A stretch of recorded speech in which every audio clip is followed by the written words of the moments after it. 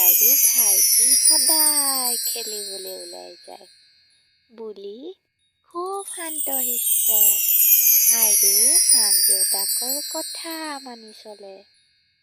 ভাইটি মাক দেউতাকৰ কথা মানি চলে যদিও সি মনে মনে খুব দুষ্ট কৰে। অ' বা আজি খুব খেলিম দেই, খুব ভাল লাগিব। ভাইটি আজি খুব ভাল লাগিব, খুব খেলিম। কিছু সময় খেলাৰ পাছত নিৰ্দিষ্ট সময়ত বুলি আৰু ভাইটি ঘৰলৈ উভতি যায়।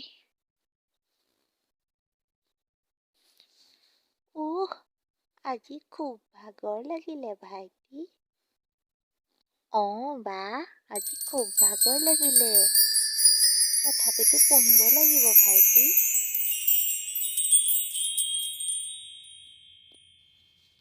আহিলা তোমালোক? যোৱা মুখ হাত ধুই লোৱাগৈ। মা আহিলো। আমি মুখ হাত ধুই পঢ়াৰ টেবুলত বহোঁগে দেই। হ'ব যোৱা।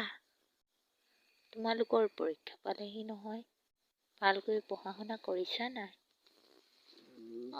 পাপা কৰিছো। হ'ব যোৱা। ভাইটি অলপ পঢ়া, পৰীক্ষা পালেহি নহয়। একো নাই বা, মই পাৰিমেই, নপঢ়ো। এতিয়া গেম খেলাটো বেয়া কথা ভাইটি। পৰীক্ষাৰ পাছত আমি বহুত সময় পাম, পঢ়া অলপ। একো নাই, হ'ব দিয়া। ভাইটি আজি যাব নালাগে খেলিবলৈ, আজি বতৰটো বেয়া, বৰষুণ দিব। আৰু তাতে তোমাৰ কাইলৈ পৰীক্ষা আছে যে। ভাইটি নালাগে যাব, কাইলৈ পৰীক্ষা আছে নহয়, আৰু এতিয়া বৰষুণো দিব, বতৰটো বেয়া। নাই মা, মই খেলিবলৈ যাওঁ, বাই বাই।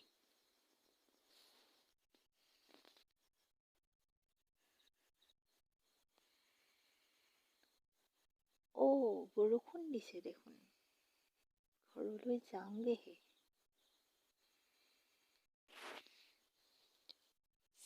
বৰ বেয়াকৈ তিতিলো দেই, মায়ে এতিয়া গালিহে দিব মোক, কি কৰোঁ আৰু। সোনকালে ঘৰ পালেগেই হয়।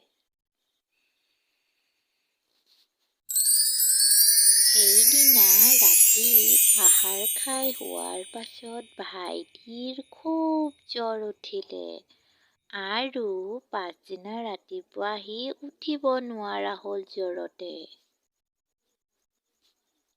জ্বৰ বেছি হোৱাৰ বাবে মাক দেউতাকে লৰালৰিকৈ চিকিৎসকৰ ওচৰলৈ লৈ গ'ল আৰু ইফালে বুলি অকলে বিদ্যালয়লৈ ওলাই গ'ল।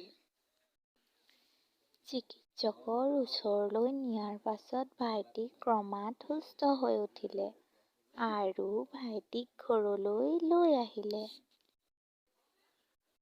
ভাইটিয়ে নিজৰ দুখ বুজিব পাৰিলে আৰু সি কান্দি কান্দি মাক দেউতাকক ক'লে, মা, পাপা, মই আৰু আজিৰ পৰা তোমালোকৰ সকলো কথা শুনিম। মই আৰু কেতিয়াও উৎপাত নকৰোঁ।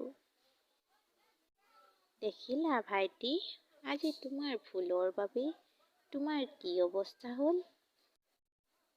আৰু পৰীক্ষাটো বহিবলৈ নাপালা। হয় ভাইটি, তুমি আৰু আজিৰ পৰা উৎপাত নকৰিবা দেই, আৰু মা পাপাৰ কথা শুনিবা। হয় বা। হাই ফ্ৰেণ্ডছ, দেখিলানে ভাইটিৰ কি অৱস্থা হ'ল মাক দেউতাকৰ কথা নুশুনাৰ বাবে? তোমালোকে কিন্তু কেতিয়াও তেনেকুৱা নকৰিবা দেই। আৰু ভিডিঅ'টো যদি চাই ভাল পালা, লাইক দিবা, কমেণ্ট কৰিবা আৰু ছাবস্ক্ৰাইব। Bye bye.